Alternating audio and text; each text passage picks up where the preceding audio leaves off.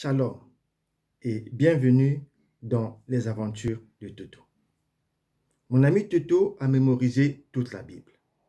Alors, Toto me défie sans cesse avec des questions bibliques. Mon ami Toto m'a dit que selon la Bible, le Seigneur Jésus était un pécheur parce qu'il avait besoin de se repentir. La preuve, poursuivit Toto, c'est que Jésus s'est fait baptiser par Jean-Baptiste. Or, le baptême de Jean-Baptiste était le baptême de repentance. Donc, Jésus avait besoin de repentance. Il va de soi, conclut Toto, que seul quelqu'un qui pêche a besoin de repentance. Mon ami Toto ne comprend ni les Écritures, ni la puissance de Dieu, répliquai-je. La Bible dit, dans Jean chapitre 8, le verset 46, « Qui de vous me convaincra de péché ?» disait Jésus. « Si je dis la vérité, pourquoi ne me croyez-vous pas ?»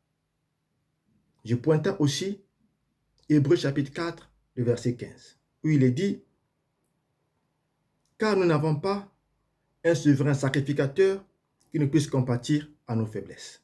Au contraire, il a été tenté comme nous en toutes choses sans commettre de péché. » J'ai terminé pour pointer à mon ami Toto un autre passage de l'Écriture, notamment 1 Pierre, chapitre 2, le verset 22.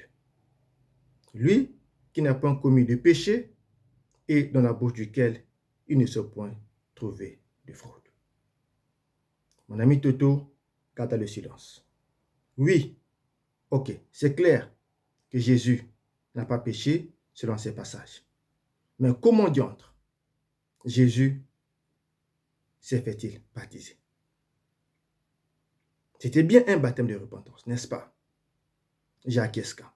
Je dis oui, c'était un baptême de repentance. Alors, je dis à Toto, je vais t'expliquer. En lisant le passage de Matthieu chapitre 3, qui parle du baptême de Jésus, il y a une phrase intéressante qui attire notre attention. Lorsque Jean-Baptiste manifesta une résistance pour baptiser Jésus, le Seigneur Jésus lui dit ceci. « Laisse faire maintenant, car il est convenable que nous accomplissons ainsi tout ce qui est juste. » Et Jean ne lui résista plus. Matthieu chapitre 3, le verset 15.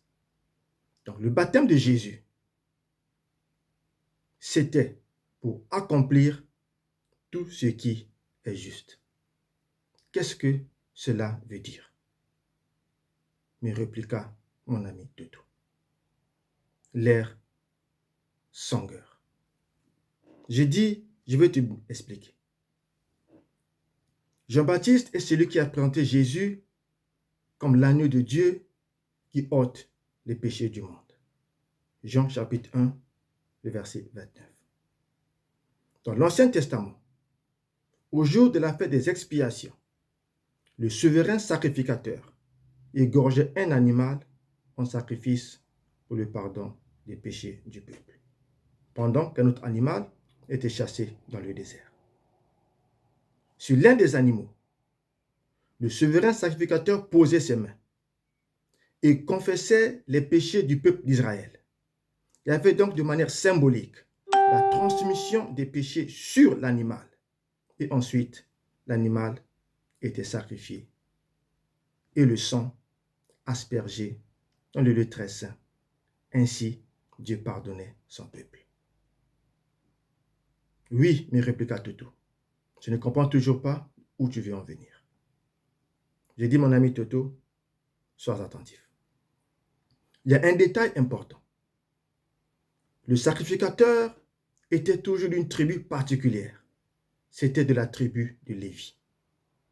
Et celui qui recevait les animaux pour les sacrifier afin que le peuple reçoive le pardon. Jean-Baptiste, celui qui a baptisé le Seigneur Jésus, était de la tribu de Lévi.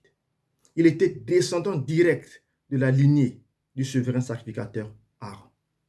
Donc, Jésus, en venant se faire baptiser auprès de Jean-Baptiste, venait vers un Lévite.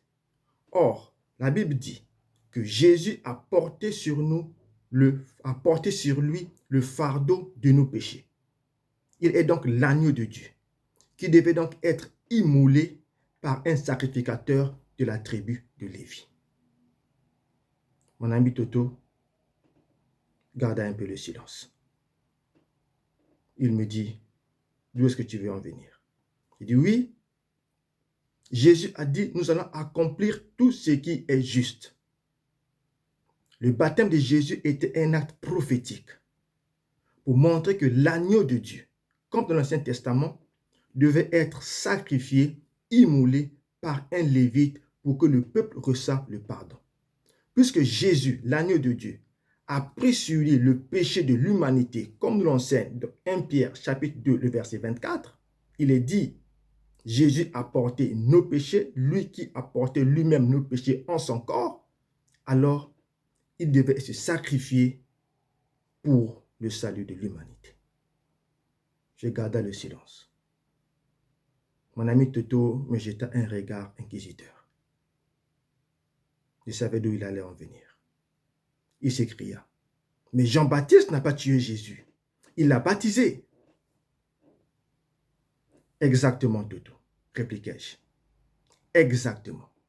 Le baptême est le symbole de la mort et de l'ensevelissement. Donc, le baptême de Jésus était un acte prophétique en accord avec le pardon énoncé dans l'Ancien Testament pour montrer que Jésus devait mourir, devait être enseveli en tant qu'agneau de Dieu pour le pardon de l'humanité. Toto se leva, me regarda et dit, je reviendrai avec notre question. Je dis à Toto, I will be waiting. I'm waiting, Toto.